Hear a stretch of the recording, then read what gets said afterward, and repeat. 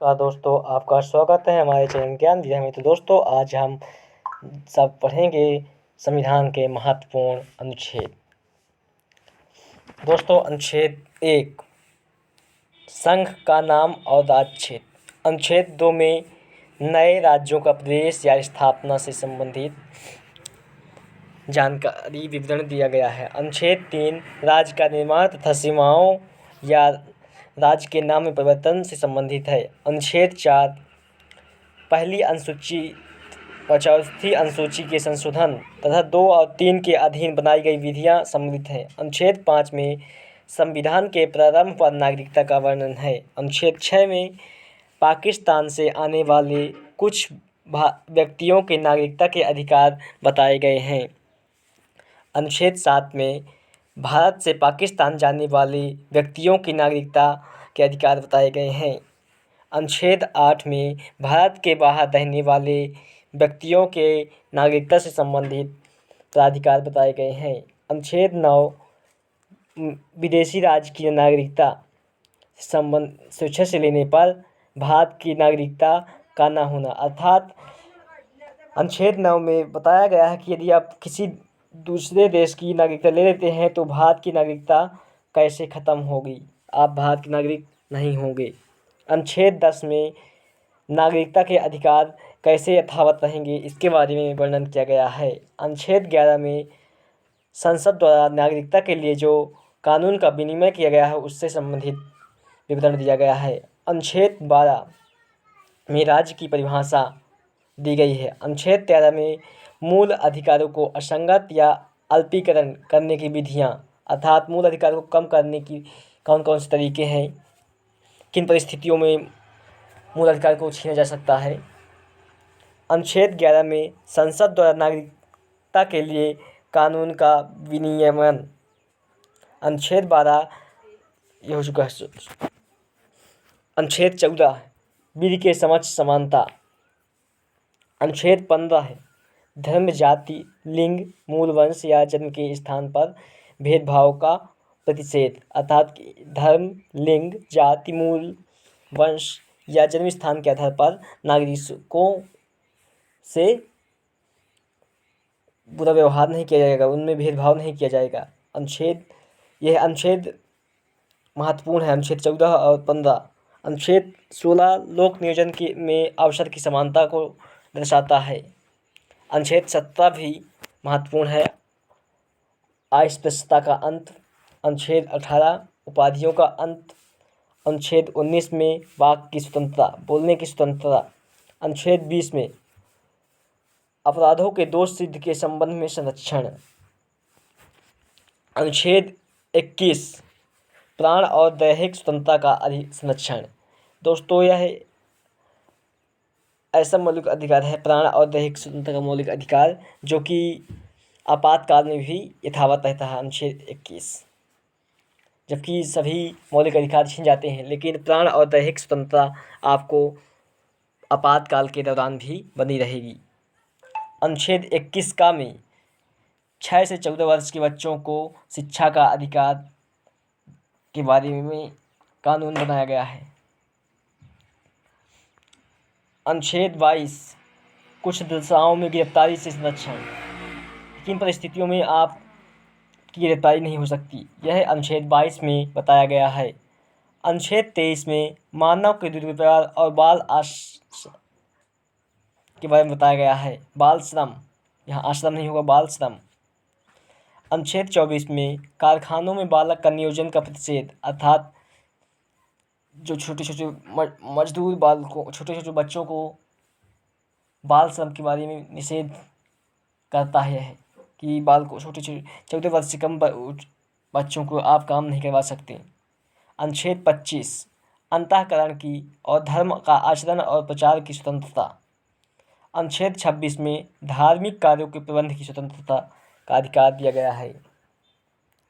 अनुच्छेद 29 में अल्पसंख्यक वर्गों के हितों का संरक्षण के बारे में लिखा गया है। अनुच्छेद 30 शिक्षण संस्थाओं की स्थापना और प्रशासन करने का अल्पसंख्यक वर्गों का अधिकार। अनुच्छेद 31 में संपत्ति के अधिकार दिया गया था, जो कि 44वें संविधान संशोधन द्वारा हटा दिया गया है। अब संपत्ति का अधिकार मौलिक अधिकार ना होकर एक संवैधानिक अधिकार मात्र रह गया है। अनुच्छेद 32 में अधिकारों को प्रवर्तित कराने के लिए उपचार, जिसे हम कहेंगे संवैधानिक उपचारों का अधिकार, अनुच्छेद 32 में। अनुच्छेद 36 राज्य की परिभाषा।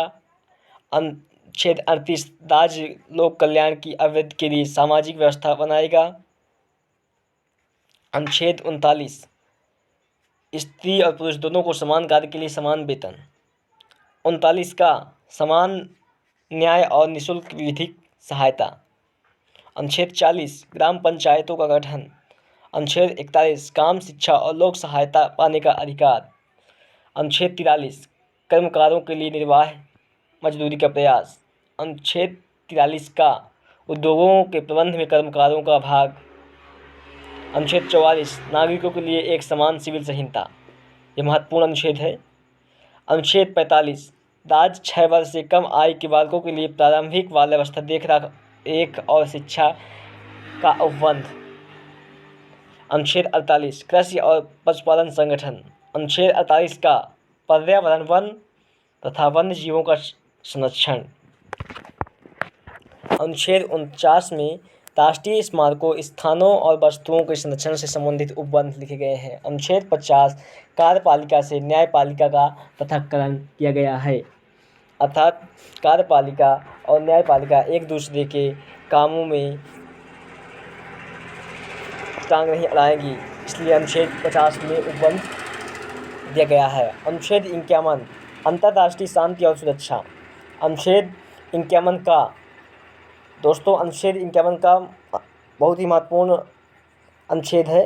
आर्टिकल 51 का में मूल कर्तव्य बताए गए हैं। अनुच्छेद 52 भारत का राष्ट्रपति होगा। अनुच्छेद 53 संघ की कार्यपालिका शक्ति राष्ट्रपति में निहित होगी। अनुच्छेद 54 राष्ट्रपति का निर्वाचन। अनुच्छेद 55 में राष्ट्रपति के निर्वाचन की रीति। अनुच्छेद 56 में राष्ट्रपति की पदावधि कि राष्ट्रपति कितने समय तक अपने पद पर बना रहेगा। अनुच्छेद 57 में पुनः निर्वाचन के लिए पात्रता। अनुच्छेद 58 में राष्ट्रपति निर्वाचित होने के लिए अर्हताएं अर्थात योग्यताएं कि राष्ट्रपति बनने के लिए कौन कौन सी योग्यता होनी चाहिए। अनुच्छेद 59 राष्ट्रपति पद के लिए शर्तें। अनुच्छेद 60 में राष्ट्रपति की शपथ। इनके 61 में राष्ट्रपति पर महाभियोग चलाने की प्रक्रिया को बताया गया है। अनुच्छेद 62 राष्ट्रपति पद पर व्यक्ति को भरने के लिए निर्वाचन समय और रीतियाँ। अनुच्छेद 63 भारत का एक उपराष्ट्रपति। दोस्तों वैसे तो उपराष्ट्रपति के लिए कोई विशेष पद नहीं दिया गया है, यह राज्यसभा का प्रदेश सभापति होता है। अनुच्छेद 64 में दर्शाया गया है। अनुच्छेद 65 भारत के राष्ट्रपति के पद रिक्त के समय उपराष्ट्रपति कार्य करेंगे, यह 65 में बताया गया है। अनुच्छेद 66 उपराष्ट्रपति का निर्वाचन। अनुच्छेद 67 उपराष्ट्रपति की पदावधि। अनुच्छेद 68 उपराष्ट्रपति के पद रिक्त जो पद खाली होगा तो उसको भरने के लिए निर्वाचन। अनुच्छेद 69 उपराष्ट्रपति द्वारा शपथ। अनुच्छेद 70 अन्य आकस्मिकता में राष्ट्रपति के कर्तव्यों का निर्वहन उपराष्ट्रपति करेगा, यह अनुच्छेद 70 में बताया गया है। 71 में राष्ट्रपति और उपराष्ट्रपति के निर्वाचन से संबंधित विषय हैं। अनुच्छेद 72 में राष्ट्रपति को क्षमादान की शक्ति दी गई है। अनुच्छेद 73 संघ की कार्यपालिका शक्ति का विस्तार के बारे में बताया गया है कि विस्तार कैसे कर सकते हैं। अनुच्छेद 74 में बताया गया है कि मंत्रिपरिषद होगी जो कि राष्ट्रपति को सलाह देगी। अनुच्छेद 75 में मंत्रियों के बारे में उपबंध लिखा गया है। अनुच्छेद 76 भारत का एक महान्यायवादी होगा। अनुच्छेद 77 भारत सरकार के कार्य का संचालन। अनुच्छेद 78 राष्ट्रपति को जानकारी देने के लिए प्रधानमंत्री के कर्तव्य।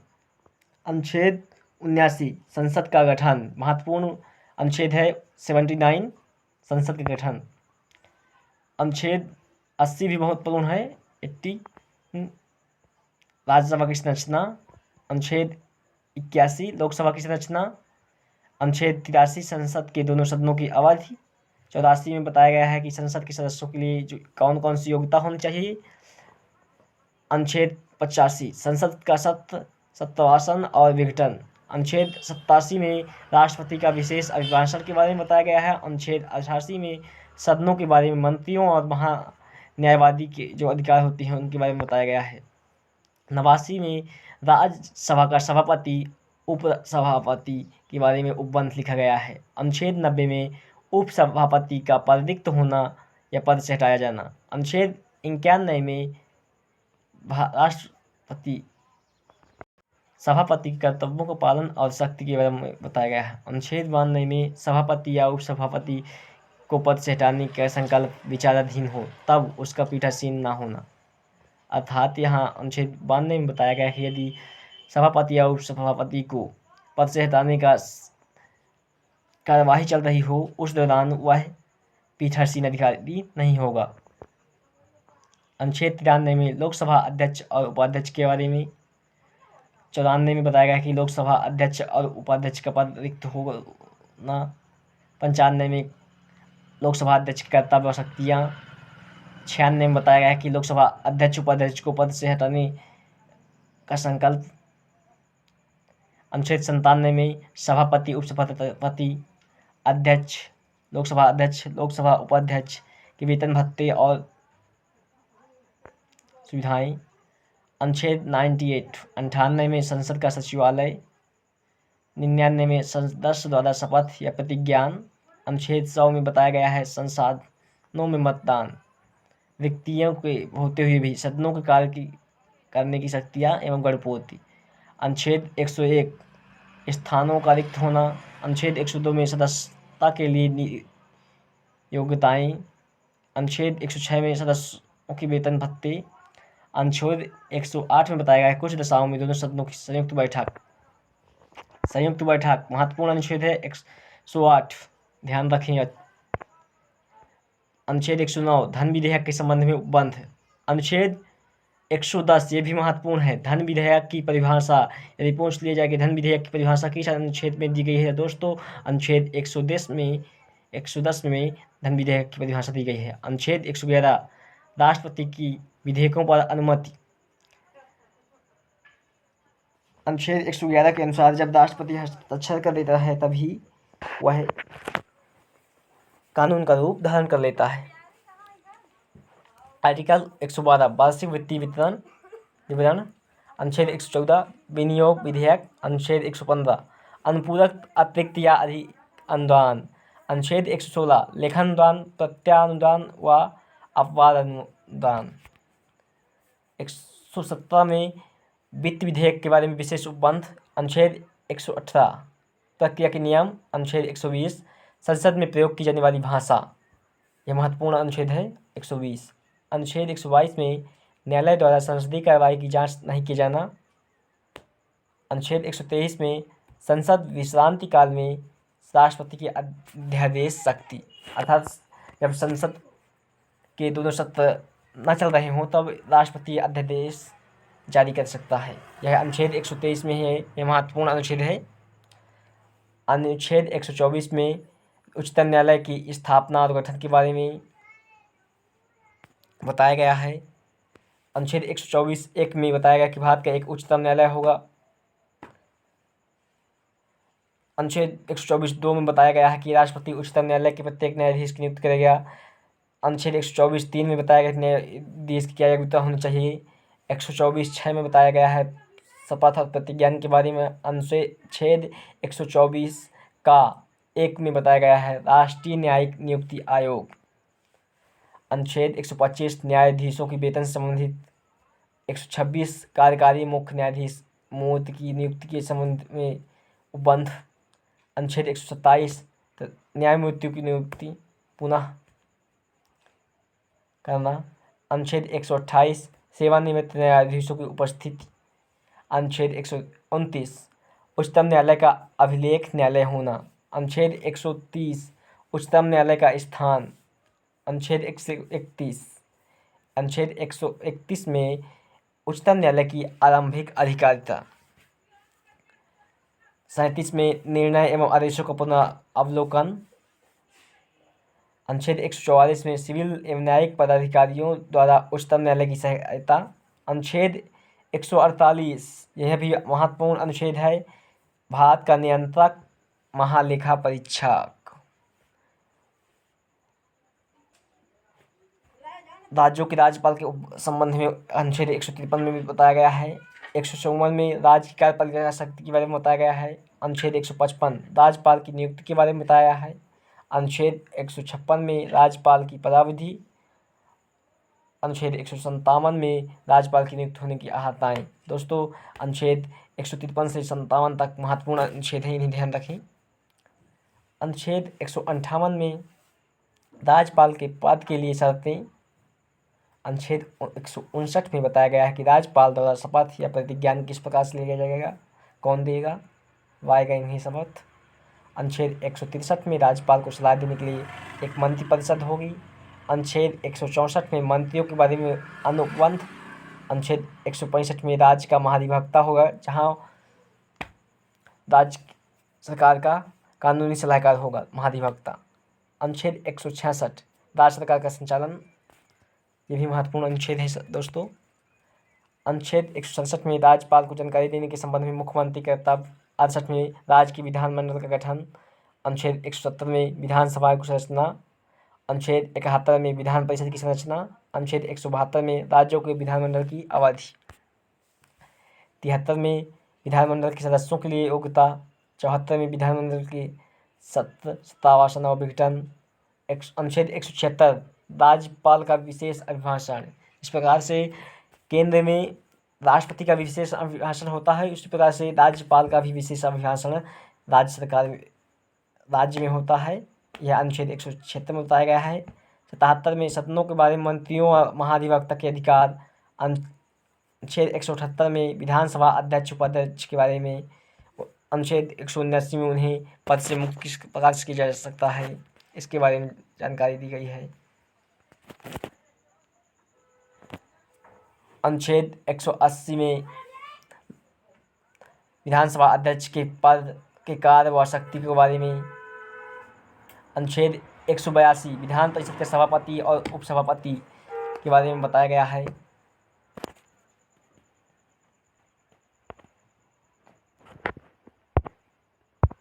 दोस्तों, इस तरह से धन विधेयक की परिभाषा अनुच्छेद 199 में धन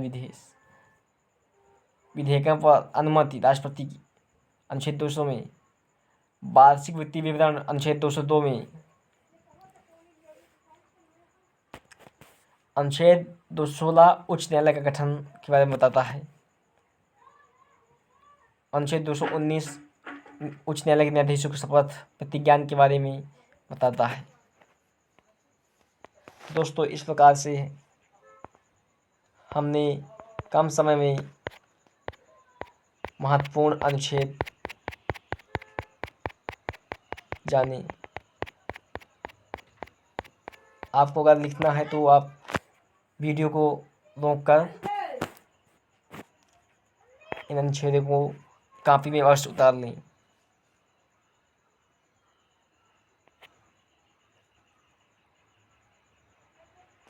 दोस्तों, ये महत्वपूर्ण अनुच्छेद थे जो कि हमेशा विभिन्न एग्जाम में पूछे जाते हैं, चाहे एसएससी, व्यापम, रेलवे या अन्य किसी एग्जाम में हो। अनुच्छेद से संबंधित प्रश्न कहीं ना कहीं पूछ ही ले जाते हैं, इसलिए आपको इन अनुच्छेद के बारे में कंठस्थ होना चाहिए।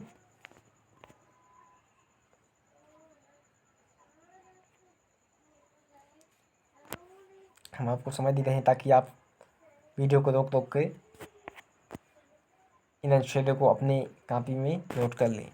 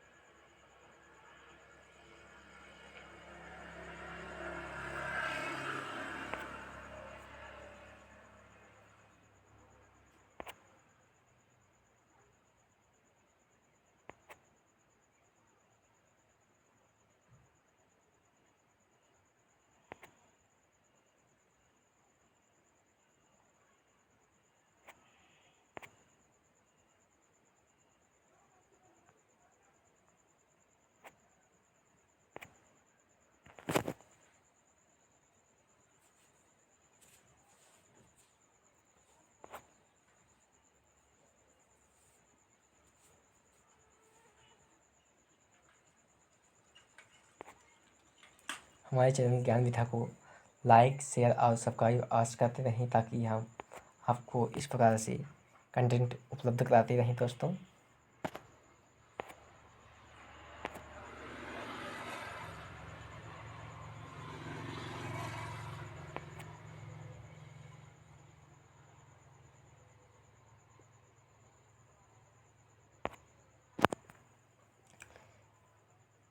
राष्ट्रपति, राज्यपाल और उपराष्ट्रपति से संबंधित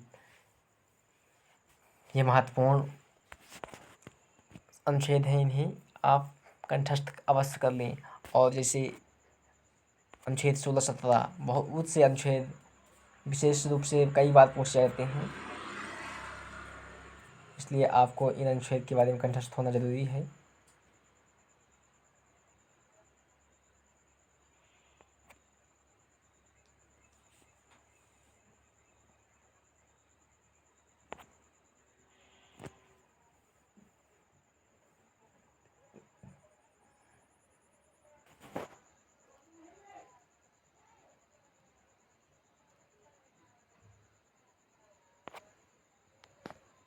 दोस्तों, इस प्रकार से हमने कम समय में विभिन्न संवैधानिक अनुच्छेदों को पढ़ा। दोस्तों, हमारे चैनल ज्ञान विधा को लाइक, शेयर और सब्सक्राइब अवश्य करें। धन्यवाद।